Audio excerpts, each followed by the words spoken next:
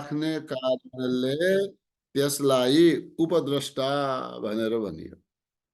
अनि त्यसैलाई शरीरका साथमा मिलेर सम्मति दिने, सहमति दिने, अनुमति दिने, अनुमोदन गर्ने, यस कारणले के भयो? अनुमन्ता भयो है। अनुमन्ता भनियो। उपद्रष्टानुमन्ता च भर्ता भोक्ता महेश्वरः। भर्ता आफूलाई के सम्झन्छ? म त यसको भरण पोषण गर्ने वाला हुँ। यस प्रकारले भर्ता यो नाम त्यसलाई दियो। भर्ता भरण पोषण गर्ने वाला पनि त्यही हो। भोक्ता, भोक्ताको चर्चा हामीले गर्यौं हिजो। त्यसका साथमा रहेर, शरीरका साथमा रहेर सुख दुःखको भोग गर्ने वाला, सुखी दुखी हुनु नै भोग हो। यस प्रकारको सुख दुःखको भोग गर्ने वाला भएका कारणले भोक्ता हो। अनि आफू स्वामी मानेका कारणले, आफूलाई स्वामी, स्वामी यानी कि ईश्वर, ईश्वर मानेका कारणले स्वयंलाई स्वामी मान्यो महेश्वर, त्यसले कहलिन्छ। उपद्रष्टानुमन्ता च भर्ता भोक्ता महेश्वरः। परमात्मेति चाप्युक्तो देहेस्मिन् पुरुषः। पुरुषः, त्यो पुरुष स्वरूपले त्यो कस्तो हो त? हो त ये अनेक नाम भनिए, उपद्रष्टा भनियो, अनुमन्ता भनियो, भर्ता भनियो, भोक्ता भनियो, महेश्वर भनियो, तर स्वरूपले कस्तो हो? परमात्मा, परम आत्मा को रूप परमात्मा। यो नामले च अपि उक्तः, यो नामले त्यसलाई भनिन्छ। जगतमा यो नाम प्रचलित छ। अनि अस्मिन् देहे पुरुषः परः। अस्मिन् देहे, कहाँ रहन्छ त्यो? अस्मिन् देहे, यसै शरीरमा रहेर पनि रहन्छ। रहेर पनि यो देह भन्दा, यो शरीर भन्दा त्यो परमात्मा परः, पर भने अलग छ। अब शरीरमा छ, अलग छ भन्नु होला, हैन? कुराकानी बुझिएन भन्नु होला, हैन? शरीरमा त छ, त शरीरका क्रियाकलापहरूदेखि, त्यसका सम्बन्धदेखि त्यो अलग छ भनेर भनिएको हो, हैन? देहेस्मिन् पुरुषः पर। आउनुहोस् अब यो 19 श्लोकदेखि लिएर 13औं अध्यायको 19 श्लोकदेखि लिएर यो 22औं श्लोकसम्म प्रकृतिका बारेमा कुरा गरियो, पुरुषको विवेचन गरेर अब यसका बारेमा, यसको केही तत्त्वलाई जान्ने प्रयास यहाँ गरिएको छ। 13औं अध्यायको 23औं श्लोकलाई आवृत्ति गर्न तत्पर रहनुहोला। य एवं वेत्ति पुरुषम्। आवृत्तिकर्ता को हुनुहुन्छ? ओम परमात्मे नमः। ओम गुरुभ्यो नमः। य एवं वेत्ति पुरुषम्। य एवं वेत्ति पुरुषम्। ये एवं वेत्ति पुरुषम्। प्रकृतिं च गुणैः सह। प्रकृतिं च गुणैः सह। प्रकृतिं च गुणैः सह। प्रकृतिं च गुणैः सह। सर्वथा वर्तमानोऽपि। सर्वथा वर्तमानोऽपि। सर्वथा वर्तमानोऽपि। सर्वथा वर्तमानोऽपि न स भूयोऽभिजायते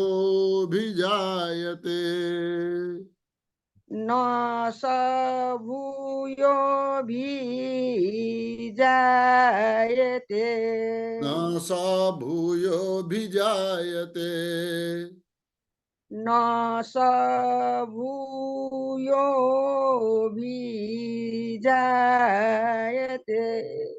य एवं वेत्ति पुरुषं प्रकृतिं च गुणैः सह सर्वथा वर्तमानोऽपि न स भूयोऽभिजायते। य एवं वेत्ति पुरुषं प्रकृतिं च गुणैः सह सर्वथा वर्तमानोऽपि न स भूयोऽभिजायते।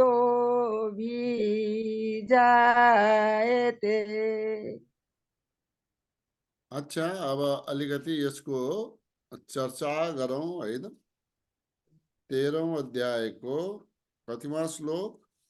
23औं श्लोकमा।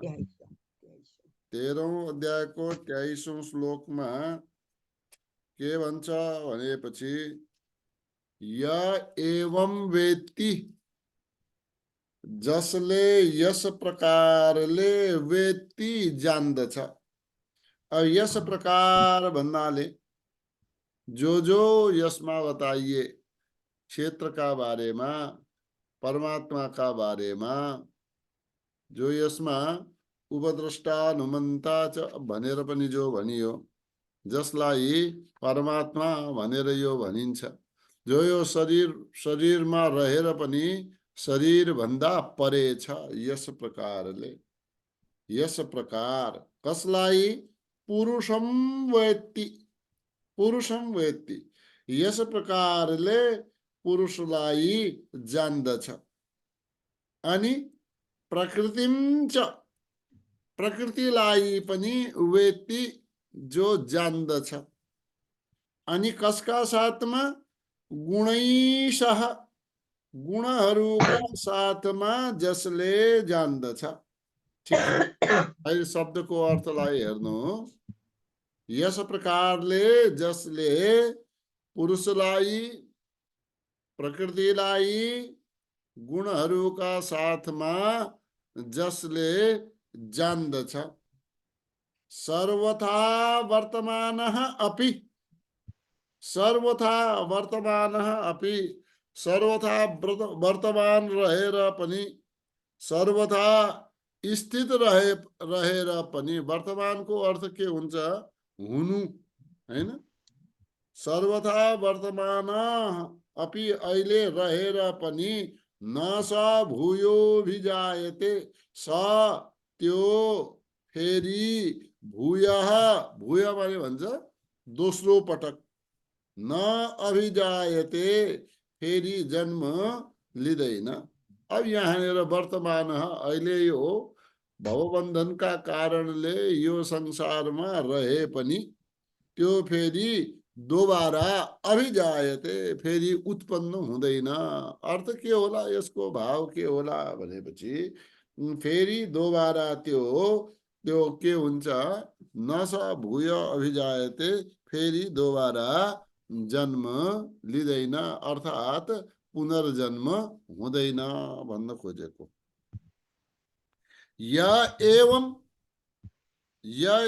अनि त्यस पुरुषलाई, एवं यथा उक्त प्रकारेण, जो प्रकारले भनियो, जसो अहिलेसम्म यो अध्यायमा बताइयो, यस प्रकारले ये साक्षात आत्मभावले यही म हुँ भन्छ। अब भन्न सक्छ म नै त्यो आत्मस्वरूप वाला हुँ, यो देह स्वरूप वाला म होइन, देह त साधन मात्रै हो।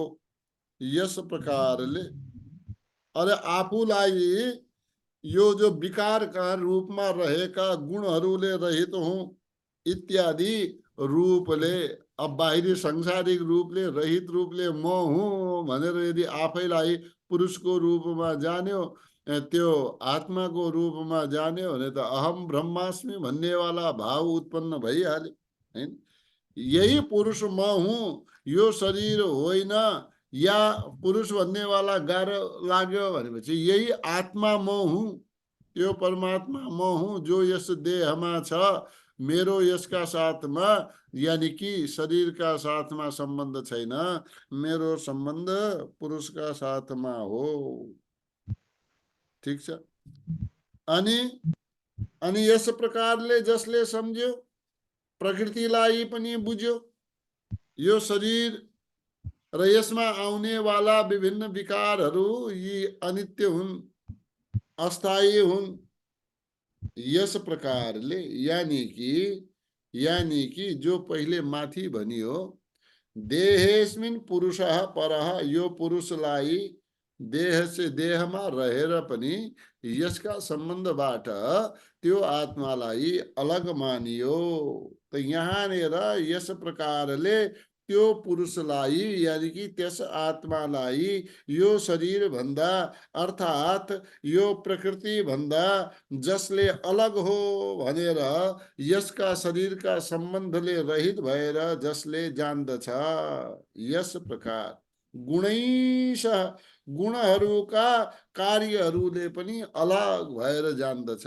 यानी कि जो आफूलाई आत्मस्वरूपले अर्थात यो म वर्णवाला, ठिक छ, यो संसारमा आयो, यो वर्णमा म जन्मे, यो आश्रममा म जन्मे, यो परिस्थितिलाई म जन्मे, यो देश काल यी पदार्थहरूसँग म रहे, यस प्रकारले त्यहाँ उत्पन्न भएको आफूले जन्म लिएको स्थान आदि सबलाई स्वीकार त गर्यो, तर यही हूँ भन्ने हटमा रहेन। ठिक छ नि। म यहाँ आफ्नो प्रारब्धका कारणले यसो मैले प्राप्त गरेको हुँ, त मैले जो कर्म गरिरहेको छु यो कर्म के हो त भनेपछि यो कर्म मेरो कर्तव्य कर्म हो। यहाँ उपस्थित भए, यहाँ मैले संसारमा जन्म लिए, त यी कर्महरू मैले प्रारब्धवशात प्राप्त गरेको छु। जो प्रारब्धवशात मैले कर्म प्राप्त गरे, यो कर्म मेरो प्रारब्ध हो। यी कर्तव्य कर्मलाई मैले गर्नु पर्दछ। अध्यात्ममा लागे यसको मतलब आफ्ना कर्तव्य कर्म गर्नु होइन भन्ने त होइन नि त। आफ्नो दैनिक कर्तव्य कर्मलाई गरिराख्नु हैन। अब कसैले आफ्नो दैनिक जीवन निर्वाहका लागि परिश्रम आदि गर्छ, आखिर जीवन त धन्नु पर्यो। शरीर माध्यम खलु धर्म साधनम, शरीरलाई त बचाइराख्नु पर्यो। त्यसका लागि गरिनेवाला परिश्रम इत्यादि जो जो आवश्यक छ त्यो गर्नु पर्यो।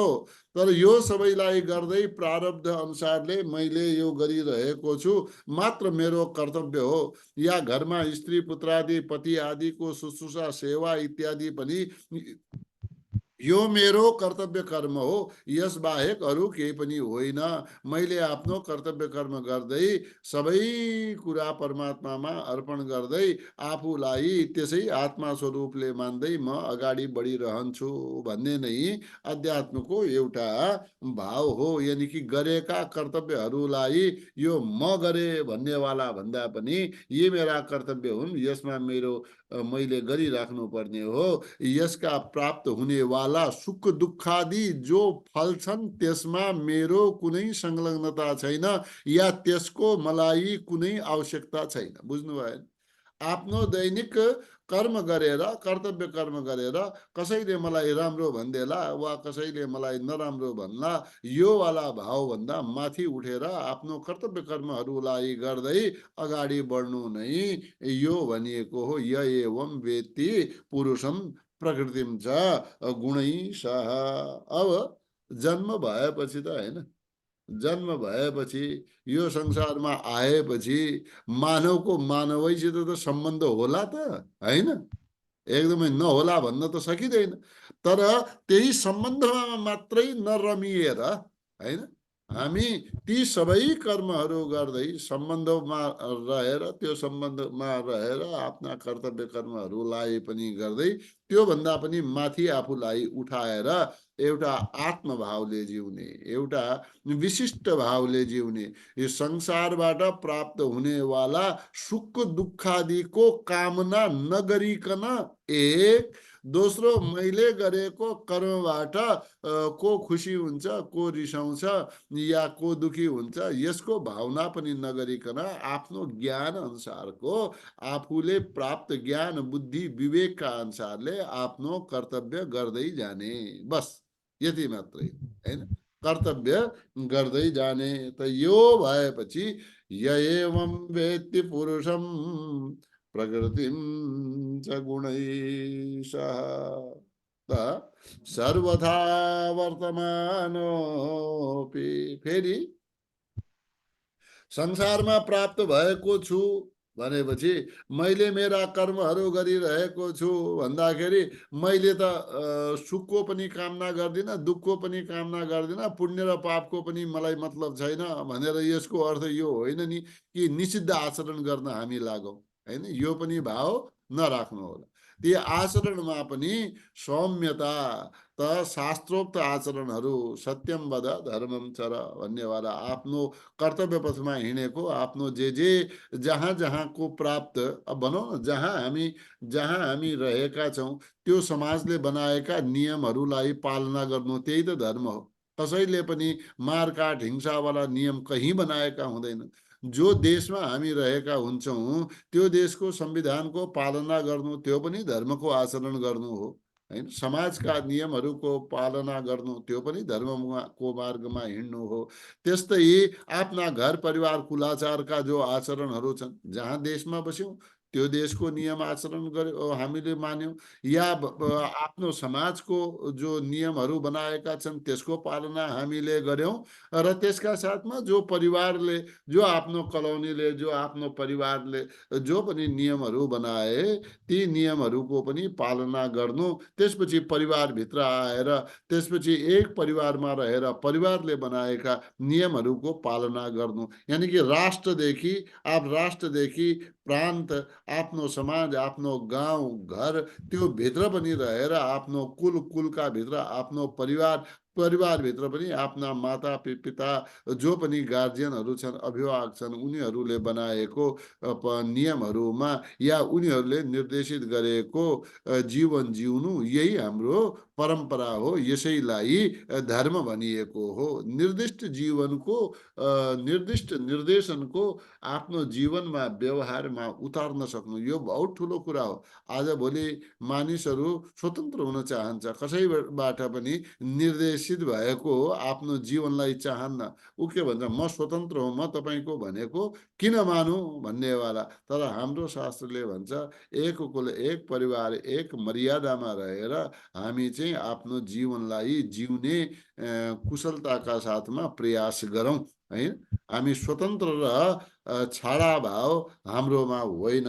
त्यसैले सर्वथा वर्तमान अपि, त यहाँ सर्वथा वर्तमान रहेर पनि हामीले के ध्यान राख्नु पर्दछ भने यम नियमादिको पालन गर्नु पर्दछ, यानि कि शास्त्रोक्त आचरणको प्रयास गर्नु पर्दछ। निषिद्ध आचरणको प्रयास हामीले गर्नु हुँदैन, निषिद्ध आचरण गर्नु हुँदैन। यस प्रकारले आफू संसारमा रहेर पनि सांसारिक कर्महरूलाई आफ्नो नसोच्दै मेरो कर्तव्य कर्म मात्र यो हो, मेरो कर्तव्य भावले मैले गरिरहेको छु, यसबाहेक सुख दुःखादिको मेरो कुनै लाभ लालसा केही पनि छैन, यस प्रकारले त्यो वर्तमान जीवनको व्यवहारबाट अगाडि बढ्दछ भने न स भूयः अभिजायते, त्यसपछि त्यो फेरि त्यहाँ के हुन्छ, फेरि पुनर्जन्म त्यसको हुँदैन, यो संसारबाट निवृत्ति प्राप्त गर्दछ। अच्छा, अब भनौँ किन किन किन चाहिँ हुँदैन भनेपछि हेर्नुहोस्, हामीले दुध जमायौँ, दुध जम्यो भनेपछि दुध जम्यो त दही भइदिन्छ, है। अब एक कर्मबाट हामी अगाडि बढिसक्यौँ। अध्यात्म यस्तो हो, एकछिन विचार गरौँ। अध्यात्म कस्तो हो भने एक एक एक श्रेणीबाट एक कदम यो सिँढीबाट श्रेणीबाट हामी अगाडि बढिसक्यौँ भने फेरि यो आध्यात्मिक जीवनमा तल खस्ने सम्भावना कम हुन्छ। आध्यात्मिक जीवनमा अगाडि बढ्दै जान्छ। यसको उदाहरण मैले यसरी दिन्छु, जसरी दुध जमाएपछि दही हुन्छ। दही भयो, अब दहीलाई तपाईँले भन्नुहोस् कि म त दुध बनाइदिन्छु, तपाईँको बसमा छैन त्यो बनाउनु, हैन? छ कि त छैन नि। अनि दहीलाई तपाईँले अब त्यो दहीमा अब त्यत्तिकै रहन दिनुभयो भने दही रह्यो भाइ, बाँकी केही भएन। अब होइन, दहीमा पनि अझ प्रयास गर्नुभयो, मन्थन गर्नुभयो भनेपछि त्यो हामीहरू भन्छौँ छाँच, होइन? छाँच। हजुरले बुझ्नुभयो छाँच भनेको? हजुरहरूले त्यसलाई मोही भन्नुहुन्छ, होइन? हामी पनि भन्छौँ, मैले भन्नेवाला शब्द छाँच हो त आफ्नो भन्न शब्दलाई किन लुकाउने, होइन? हामीले छाँच भन्छौँ मोहीलाई, है?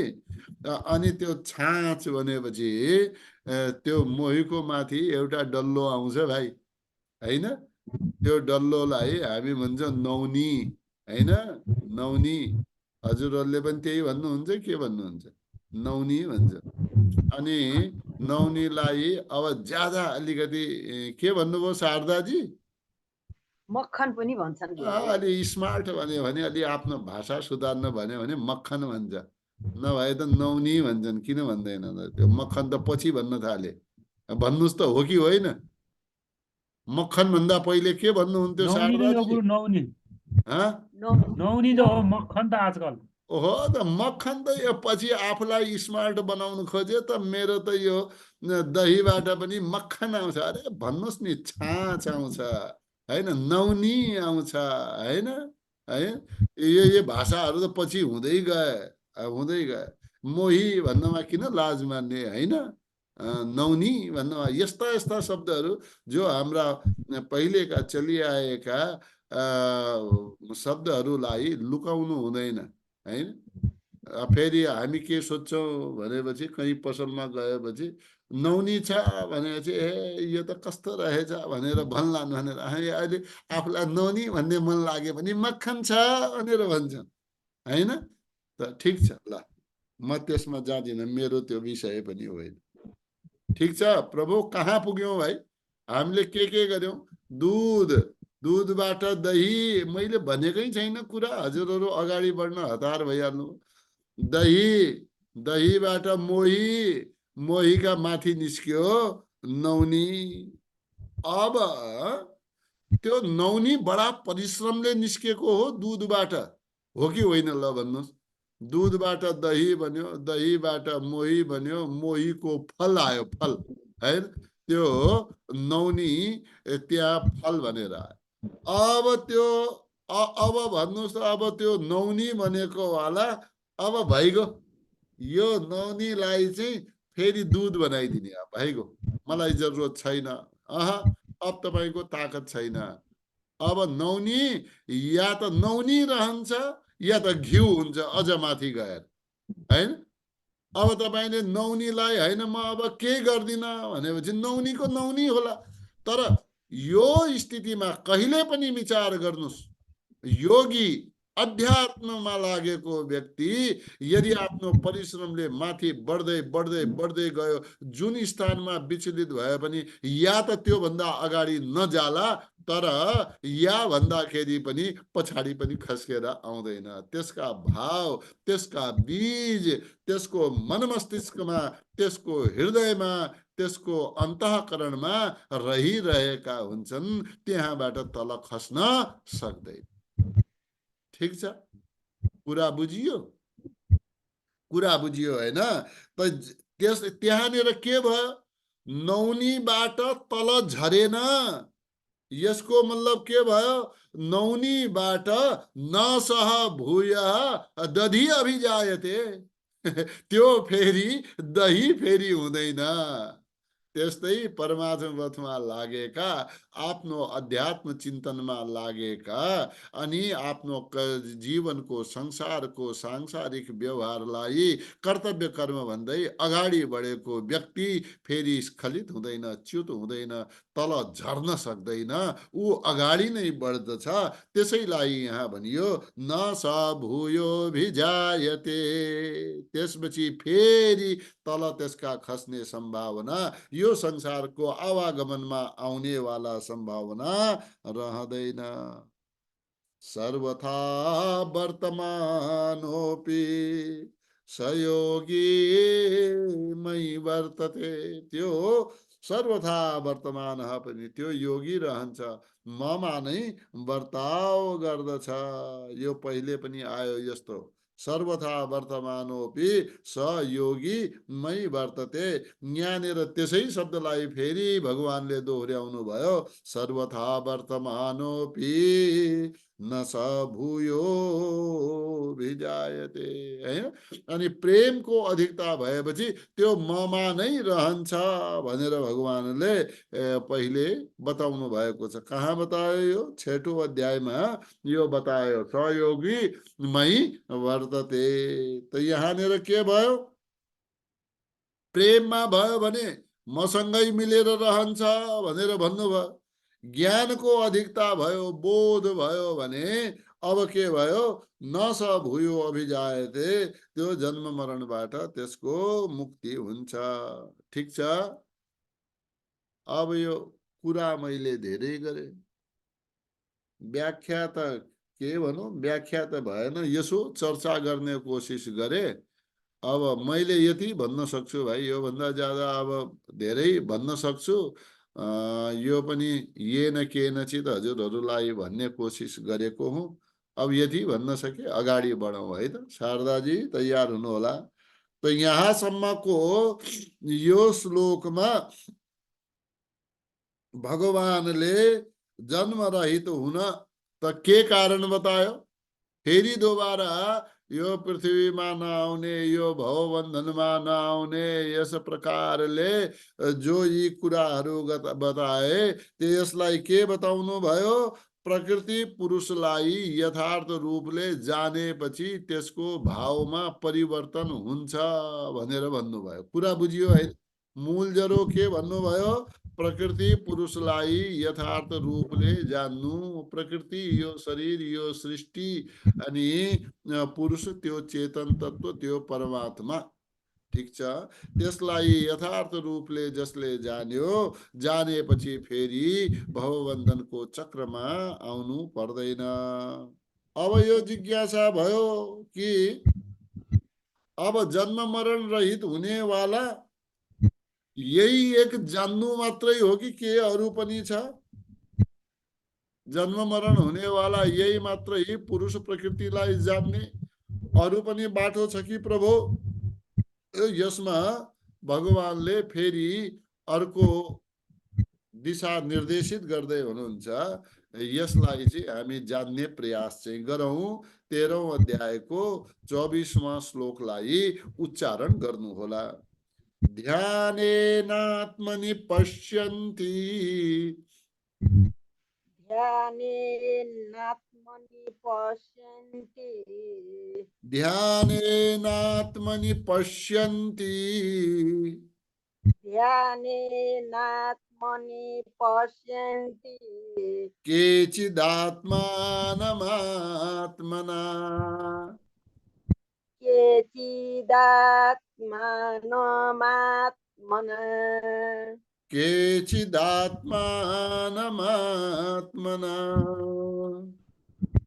केचिदात्मानमात्मना, अन्ये सांख्येन योगेन, अन्ये सांख्येन योगेन, अन्ये सांख्येन योगेन,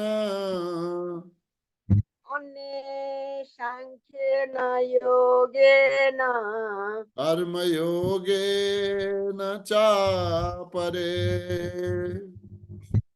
कर्मयोगेन चापरे कर्मयोगेन चापरे कर्मयोगेन चापरे ध्यानेनात्मनि पश्यन्ति केचिदात्मानमात्मना अन्ये साङ्ख्येन योगेन कर्मयोगेन चापरे ध्यानेनात्मनि पश्यन्ति केचिदात्मानमात्मना अन्ये साङ्ख्येन योगेन कर्मयोगेन चापरे ध्यानेन आत्मनि पश्यन्ति ध्यानेन आत्मनि पश्यन्ति केचिद आत्मानं आत्मना ठीक छ यसलाई हेर्नु होला केचित आत्मानं आत्मना अन्ये सांख्येन योगेन कर्मयोगेन चापरे च अपरे कहाँ कहाँ भन्ने वाला कुरा भए पनि यसलाई पनि लिएर जाउँला है त पहिले यसको एउटा भाव चाहिँ हामी बुझौं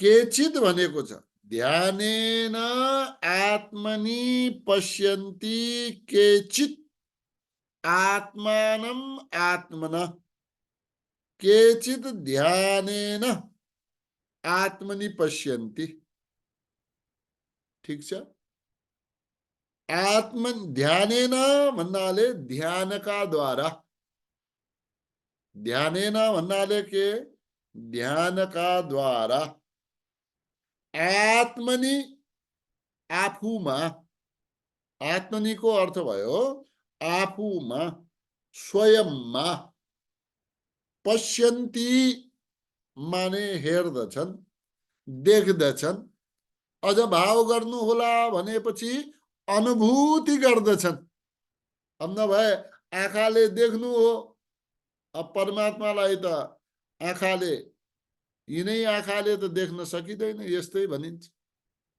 या त यही रूपमा परमात्मा स्वरूपको अनुभूति गर्नु हो त यहाँनिर के भयो ध्यानेन ध्यानका द्वारा अब ध्यानका द्वारामा योग शब्द जोडिदिनुस् ध्यान योगका द्वारा आत्मनि आफू स्वयंमा पश्यन्ति यानी कि परमात्मा रूप को केलाई पश्यन्ति आत्मानं त्यो आत्म स्वरूपलाई यानी कि परमात्मा स्वरूपलाई या आत्मा को या त्यो चेतनता को सबभन्दा राम्रो त्यस परमात्मा तत्व को पश्यन्ति यानी कि अनुभव गर्दछन् ठीक छ माथिल्लो लाइन बुझियो आत्मना आफैमा आत्मनि आफै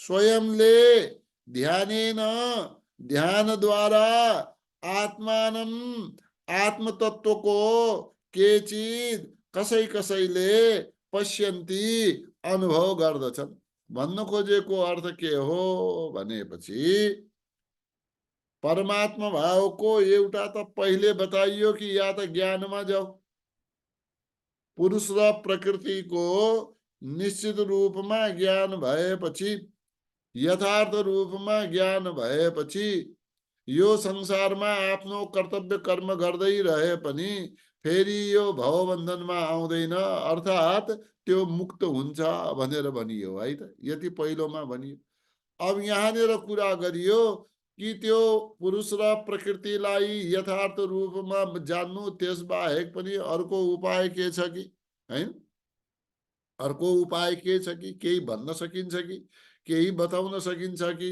भनेर भनियो।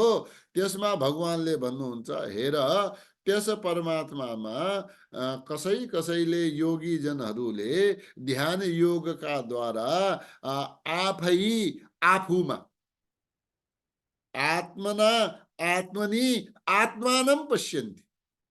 आत्मना भनेको आफूमा, स्वयंमा, आत्मनि स्वयंले नै, आत्मानं त्यो परमात्मालाई, पश्यन्ति के गर्दछन्, अनुभव गर्दछन्।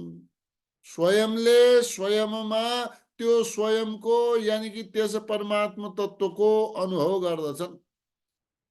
या यसलाई अरु शब्दको अर्थमा नलिएर भाव मात्रै भन्ने हो भने अनेक मानिसहरू वा अनेक योगीहरू ध्यान योगका द्वारा स्वयंमा परमात्माको अनुभव गर्दछन्। बस यति मात्रै सम्झनु। ध्यान योगका द्वारा स्वयंमा परमात्माको अनुभव कसै कसै योगीले गर्दछन्। अर्को अन्य कोही कस्ता छन् त, अब कसैले कोही साधकले त आफूमा ध्यान गरेर ध्यानका द्वारा ध्यानमा रमाएर परमात्माको दर्शन गरे, अनुभूति गरे। यानी कि यसले के मान्नु पर्दछ भनेपछि ध्यानका द्वारा पनि परमात्माको अनुभूति गर्न सकिन्छ है। यसलाई यस प्रकारले मान्न सकिन्छ। ध्यानका द्वारा पनि त्यस तत्वको, परम तत्वको अनुभूति गर्न सकिन्छ। एक कुरा भयो। दोस्रो सांख्येन, सांख्यका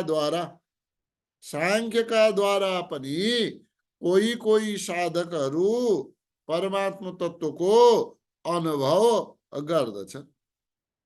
सांख्य भन्ने ज्ञानको नाम हो। सांख्य भन्ने विवेकको नाम हो। विवेक भन्ने राम्रो नराम्रो, सत असतलाई छुट्याउन सक्ने वाला ज्ञान हो। विवेक भयो भने विवेकका द्वारा सत असतलाई छुट्याउन सकिन्छ। यानी कि सत र असतको निर्णय गर्न सकिन्छ। सत नित्य हुन्छ। सतको कहिले पनि अभाव हुँदैन। सत के हुन्छ, नित्य हो। सत के हो, सर्वव्यापक हो। सत के हो, सत स्थिर रहन्छ, स्थिर स्वभाव वाला हो, अचल हो, अव्यक्त हो, सर्वव्यापक हो। त्यसको चिन्तन गर्न सकिँदैन। अनि असत के हो, त्यसको विपरीत हो। अचल हो, अचल सत छ भने असत चल हो। अनि सत नित्य हो त असत अनित्य हो। यस प्रकारले बुझ्नु होला। यस प्रकारको ज्ञानका द्वारा, विवेकका द्वारा आफू स्वयंमा परमात्मा तत्वको अनुभव गर्दछ कि यो म जो चेतन तत्व छ यो त नित्य हो, यो स्थिर हो। यस प्रकारले चिन्तन गर्दछ। के का द्वारा, सांख्य योग का द्वारा। ठीक छ, दुईटा कुरा बताए। के का द्वारा बताए, ध्यान योग का द्वारा बताए। दोस्रो के का द्वारा बताए, सांख्य योग का द्वारा बताए। अब तेस्रो में आयो कर्म योगे न चापरे। कोही कोही त कर्म योगे न चापरे, कर्म योग का द्वारा। चापरे को अर्थ के भयो, च अपरे। ठीक छ, चापरे च र पनि अपरे अन्य योगीहरू, अन्य साधकहरू। ठीक छ, अन्य साधकहरू कर्म योगे न, कर्म योग का द्वारा, कर्म सिद्धि का द्वारा कर्तव्य कर्महरूलाई गर्दै अगाडि बढेर आफू स्वयंमा आफै परमात्मा तत्वको अनुभव गर्दछ। ठीक छ, यी तीन द्वारा के भयो त कर्मयोगी के गर्दछ हजुरलाई थाहा छ। कर्मयोगी जे पनि गर्दछ के का लागि गर्दछ, संसारका हितका लागि गर्दछ। आफ्ना लागि कर्मयोगीमा विशेष कुरा हेर्नुस्, कर्तव्य कर्म गर्दै पनि आफ्ना लागि केही पनि गर्दैन। त्यसलाई कर्मयोगी भन्ने हुन्। म कर्म गरिरहेको छु भने त्यो मात्रै कर्मयोगी होइन, आफ्ना लागि खूब रात दिन दग्रेको छ होइन, त्यसलाई कर्मयोगी भन्ने होइन कि जे पनि गर्यो त्यो सबै परहित गर्यो, परोपकारका लागि यदि गर्दछ, संसारका हितका लागि गर्दछ, आफ्ना लागि होइन प्राणी मात्रका लागि गर्दछ भने त्यो कर्मयोगी हो। चाहे यज्ञ गरोस्, दान गरोस्, तप गरोस्, तीर्थ गरोस्, व्रत गरोस्, जे पनि आफ्ना कर्महरू गर्दछ सब पर उपकारका लागि गरोस्, संसारको कल्याणका लागि गरोस्, त यसबाट उसको आफ्ना शरीरसँग सम्बन्ध विच्छेद हुन्छ। शरीरसँग सम्बन्ध विच्छेद भएर परमात्मा तत्त्वसँग त्यसको सम्बन्ध गाँसिन्छ र आपसे आप परमात्मा तत्त्वको अनुभव हुन्छ। त यस प्रकारले यो तीनवटा कुरा चाहिँ यहाँ गरिए। अब यहाँनिर यदि हजुरले कहाँ कहाँ के गरियो यसको वर्णन भनेपछि लामो जाला, तर पनि म संक्षिप्तमा यो तीनवटाको कुरा मैले हजुरहरूलाई भन्छु। हजुरहरूले यदि नोट गर्ने भए नोट गर्नु होला।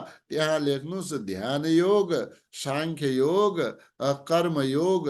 त्यसका अगाडि कहाँ कहाँ यसको वर्णन गरियो त्यसको पनि मैले बताउने प्रयास गर्दछु। ध्यान योगको वर्णन 5वां अध्यायको 27 र 28 नम्बरको श्लोकमा बताइयो। स्पर्शान कृत्वा बहिर्बाह्य चक्षुचैवान्तरे भ्रुवौ प्राणापानौ समौ कृत्वा नासाभ्यन्तरचारिणौ इत्यादि यी श्लोकहरू छन्। कसरी चाहिँ ध्यान गर्ने, त मोक्ष परायण मुनि कसरी ध्यान गर्दछ यस प्रकारले बताइयो 5वां अध्यायमा 27 र 28 श्लोक। 6ठा श्लोकमा छठौं अध्यायमा गएर 10 देखि 28 नम्बरको श्लोकमा यो कुरा भनिएको छ।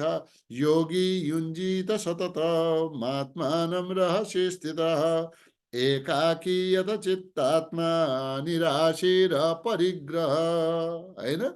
त यस प्रकारले यदि मात्रै लेख्नुस् 6 को के भने मैले 10 देखि 28 सम्म, 8 को 8औं अध्यायको 8 देखि 14 सम्म।